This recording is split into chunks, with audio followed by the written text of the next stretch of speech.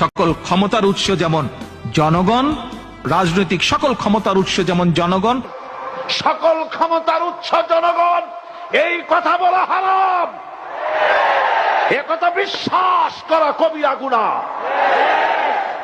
সকল ক্ষমতার উৎস জনগণ, এই কথা আপনাদের বলে ওই সব ধুরন্ধর রাজনীতিবিদরা আপনাদের ভোট নেওয়ার জন্য আপনাদেরকে পাম দিয়া ডানলপ টায়ার বানায়।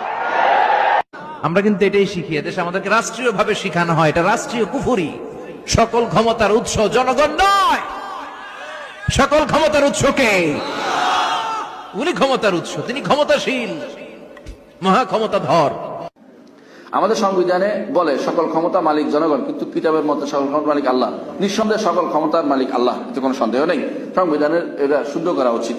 যারা আল্লাহ তাআলা তৌফিক দিয়েছেন ক্ষমতা দিয়ে, তাদের উচিত এগুলোকে শুদ্ধ করে নেয়। আল্লাহ এদেরকে সঠিক পথে পরিচালনা আমাদের